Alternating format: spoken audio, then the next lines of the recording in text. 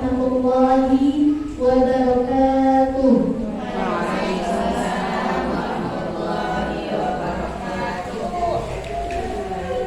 Alhamdulillahirabbil alamin.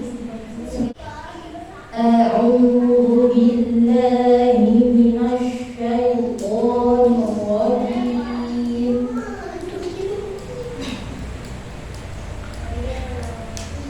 Bismillahirrahmanirrahim.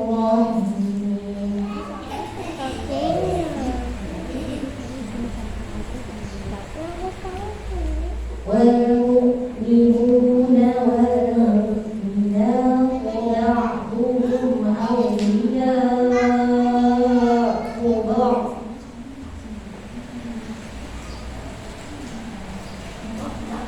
Ya'muruna bil ma'rufi wa yanhauna 'anil munkar.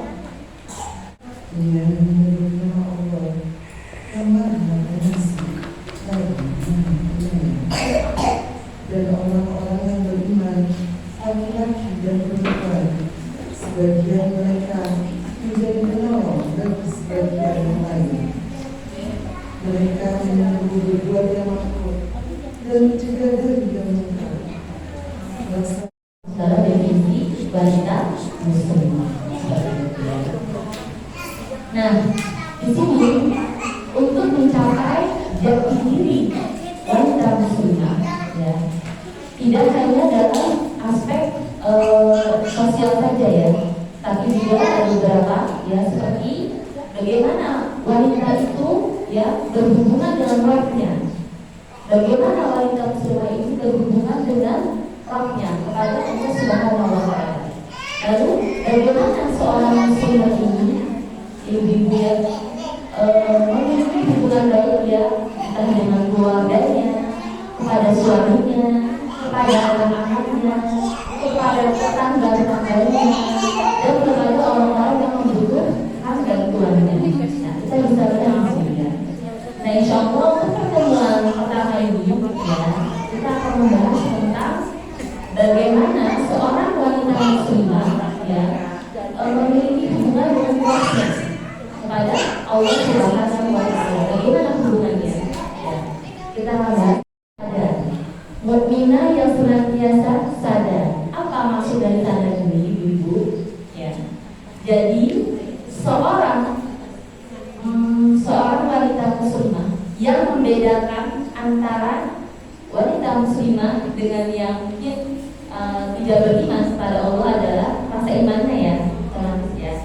Iman yang mendalam kepada Allah Subhanahu wa Ta'ala dan rasa yakin dia kepada Allah Subhanahu wa Ta'ala bahwa apapun yang terjadi di muka bumi ini semua sudah Allah takdirkan 50.000 tahun sebelum bumi diciptakan ya.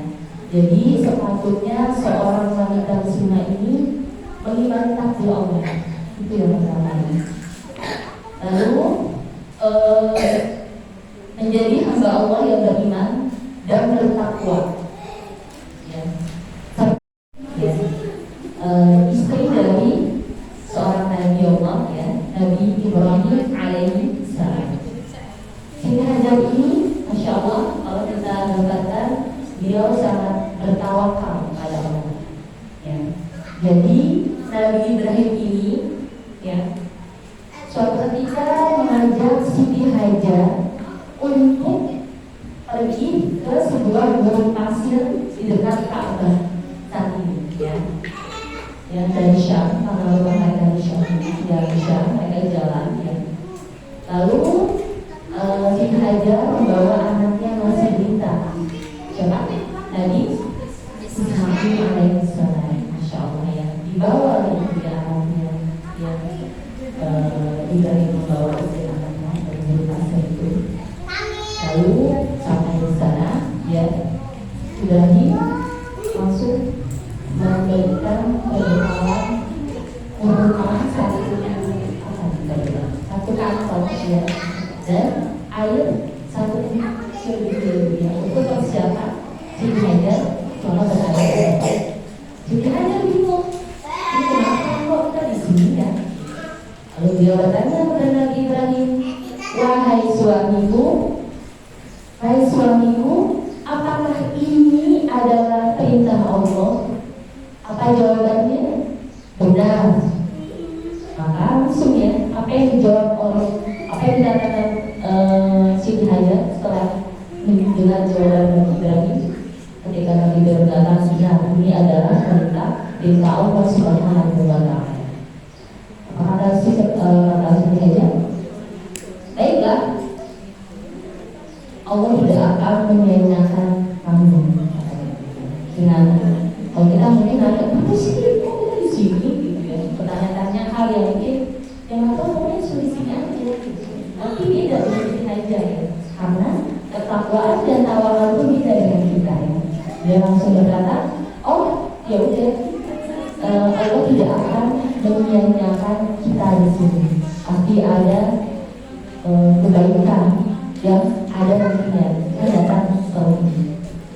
Jadi kita ridho dia kepada apa yang Allah perintahkan, itu merupakan ciri jati diri seorang wanita muslim.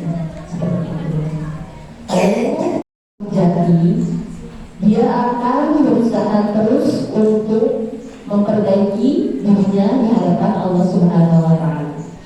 Salah satunya adalah kalau Allah memerintahkan untuk dia menutup aurat, dia akan langsung kerjakan. Jadi dalam surat Al-Ahzab ayat 59 ya, bahwasanya Allah memerintahkan Nabi Muhammad SAW, wahai Muhammad, katakanlah kepada istri-istrimu dan anak perempuanmu serta wanita serta istri-istri kaum muslimin yang lain agar bentuk apa? Menjulurkan hijabnya ke dada badannya, jadi tertutup auratnya. Ya.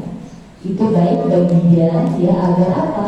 Agar lebih dikenal dan terhindar dari gangguan.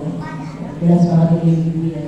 Jadi memang kalau laki-laki itu kan sulit ya, menunjukkan pandangannya. Ya. Kalau wanita sulit menutup aurat. Ya. Jadi kalau misalkan ada wanita yang dia dilecehkan ya karena dia sendiri yang mungkin membuka auratnya. Ya. Karena kadang-kadang yang dilecehkan itu yang mungkin ya, alhamdulillah mungkin yang mereka yang dulu Allah berikan hidayah untuk memakai hijab gitu. Jadi semoga kita diberikan istiqomahan ya untuk selalu berusaha menjalankan perintah Allah Subhanahu wa Ta'ala. Imam itu tidak berkhalwat dengan ajnabi. Nah ini poin pentingnya. Berkhalwat itu berduaan dengan yang bukan mahramnya, ya, bukan mahramnya ya. Jadi ya kita berusaha ya selagi tidak terlalu penting, keperluan tidak terlalu penting kita jaga ya, karena izah ya kemuliaan seorang wanita itu dilihat dari bagaimana dia bersikap kepada seorang laki-laki yang bukan mahram ya. Kalau misalkan ada yang chat ya, halo ukti, kefakal, kalau segala macam ya, kalau kita kenal kita jawab ya. Lanjut lagi, setelahnya adalah ridho dan qadarnya Allah Subhanahu wa Ta'ala. Ridho terhadap takdir Allah. Nah ini saya pun masih belajar ya, karena mengimani takdir yang kadang kita pengen ini ternyata bukan ini gitu kan, itu kadang agak nyesek ya ya, tapi gimana lagi ya, kita hanya manusia, hanya bisa berpasrah kepada Allah. Selebihnya ya udah ya Allah aja gitu. Nah makanya kalau kata Rasulullah SAW sungguh menakjubkan seorang mukmin. Kenapa? Karena di saat Allah beri kelapangan dia bersyukur, dan di saat diberi kesulitan dia bersabar. Jadi cuma dua pilihannya, kalau nggak syukur ya sabar, ya nggak ada menurut sebenarnya ya. Makanya di sini orang mukmin itu luar biasa ya. Saat dia benar-benar yakin sama Allah, pasti ya terasa hidupnya bahagia terus ya, karena dia bersyukur ya. Jadi tips bahagia itu cuma satu sih sebenarnya, bersyukur aja gitu, tanpa melihat orang itu udah punya ini aku nggak punya ya, nggak usah lihat yang lain ya, kita bersyukur aja dengan diri kita ya. Masya Allah, Allah itu kasih kita sesuai porsi kita, nggak berlebihan dan juga kurang atau pas, tergantung kitanya bersyukur apa mau ngeluh karena merasa kurang aja gitu ya. Makanya kedua pilihan kita bersabar dan bersyukur ya. Selalu berbuat untuk menolong agama Allah Subhanahu wa ta'ala. Ya, ridho Allah itu ridho yang ridho yang patut kita perjuangkan, sedangkan ridho manusia tidak akan pernah sampai. Nah itu ya, makanya kalau kita di sini fokus kita ya hanya ridho Allah ya. Jadi niatkan semua untuk mencari ridho Allah Subhanahu wa ta'ala. Dari bangun tidur sampai mau tidur lagi, niatin semua amalan untuk mencari keridhaan Allah Subhanahu wa ta'ala ya. Jadi di dunia ini tidak ada yang paling penting selain Allah ridho sama kita, Allah ridho dengan pekerjaan kita, Allah ridho dengan aktivitas kita. Itu penting banget ya. Karena dengan Allah ridho, manusia pun juga akan ridho. Gitu. Jadi kita nggak usah capek-capek ya Bu mencari ridho manusia, karena benar-benar nggak akan pernah sampai. Kalau kita ngelakuin 99 kebaikan buat manusia, satu kesalahan, itu yang diingat tuh apa Bu? Satu kesalahannya ya, 99 hilang. Beda kalau hilang Allah. Kita ngelakuin beribu-ribu kesalahan, kita bertaubat dengan satu taubatan, Allah hapus semua salah. Makanya kalau ibaratnya seorang ibu itu pasti sayang sama anaknya, ya pasti. Tapi kasih sayang Allah Subhanahu wa ta'ala itu melebihi sayang seorang. Bagaimana itu Masya Allah ya. Apapun yang kita minta ke Allah ya, Allah pasti kasih ya. Allah selalu berikan ketenangan kepada kita, itu juga merupakan kenikmatan dari Allah Subhanahu wa ta'ala. Makanya kita usahakan ya semua aktivitas kita apapun itu ya, masak aja jadi pahala kalau niatnya untuk mencari ridho Allah. Ya masak, mandi, ya makan itu jadi pahala kalau niatnya ibadah. Makanya kita dari sekarang mungkin ya saya juga terus memperbaiki niat kita ya, yang kita hanya Allah Subhanahu wa ta'ala ya. Tapi kalau kita dipanggil sama Allah dan dikumpulkan di padang mahsyar ya, itu ya ditanya cukup diri kita aja ya Bu, suami kita, anak kita, orang tua kita udah lagi gitu kan. Jadi ya buat apa gitu kan, kita benar-benar fokus untuk tidak yang Subhanahu wa ta'ala.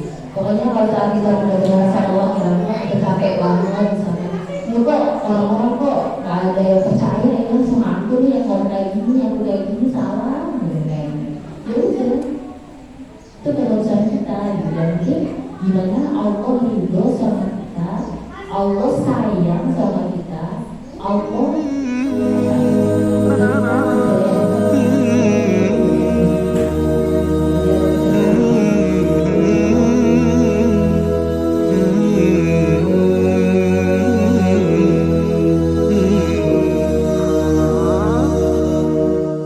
ذكر وموعظة ونور فيه شفاء للصدور وشفيعنا يوم النشور